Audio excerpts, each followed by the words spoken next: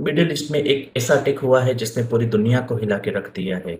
Missiles, air strikes, रिटेलिएशंस और सबसे shocking बात यह आ रही है कि ईरान की सुप्रीम लीडर की मौत की खबरें भी फैल रही है। क्या सच में अमेरिका ने ईरान के टॉप लीडर को टारगेट करा है? क्या ये वर्ल्ड वॉर 3 की शुरुआत हो सकती है? और इसका असर इंडिया पर क्या होगा? आज के इस वीडियो में हम पूरा सच डिटेल में समझेंगे।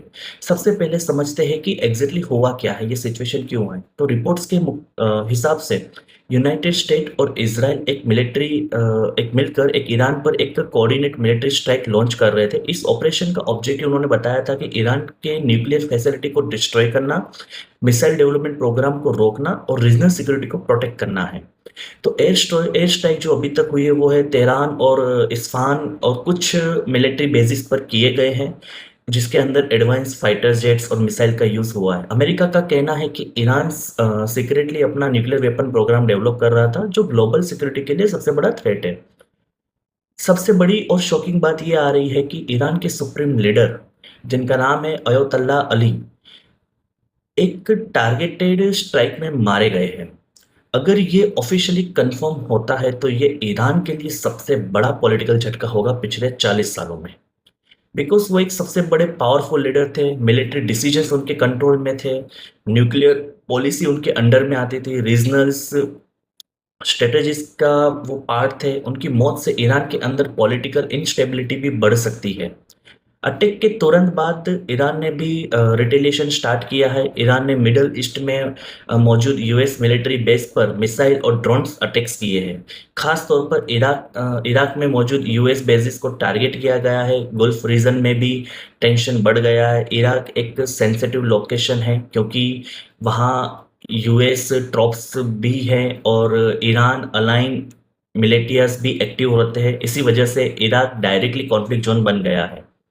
इस टेंशन का बैकग्राउंड काफ़ी पुराना है बिकॉज न्यूक्लियर इसके अंदर मेनली वो है कि अमेरिका और इसराइल का मानना है कि ईरान न्यूक्लियर वेपन डेवलप कर रहा है। ईरान कहता है उसका प्रोग्राम पीसफुल एनर्जी के लिए है। रीजनल पावर स्ट्रगल है। एक तो मिडल ईस्ट में इन्फ्लुएंस का बैटल चल रहा है आजकल। इसराइल और यूएस एक तरफ और दूसरी तरफ ईरान है। 2003 के बाद इराक में पावर वैक्यूम क्रिएट हुआ था। इराक ने वहाँ अपने इन्फ्लुएंस बढ़ा दिए थे। ये सारी टेंशन धीरे धीरे एस्केलेट होती गई है।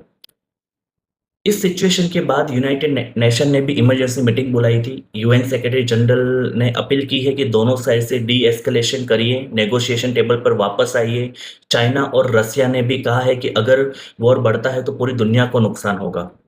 ये सिर्फ मिडल ईस्ट की प्रॉब्लम नहीं रही है। अगर वॉर एस्केलेट होता है तो ऑयल प्राइस इंक्रीज हो सकते हैं, पेट्रोल और डीजल इंडिया में महंगे हो सकते हैं, ग्लोबल स्टॉक मार्केट भी क्रैश हो सकता है, ट्रेड रूट्स जो भी है वो भी ब्लॉक हो सकते हैं। इंडिया मिडल ईस्ट से बहुत ऑयल इंपोर्ट करता है, इसके लिए डायरेक्ट इम्पैक्ट पॉसिबल है इसका इंडिया के ऊपर।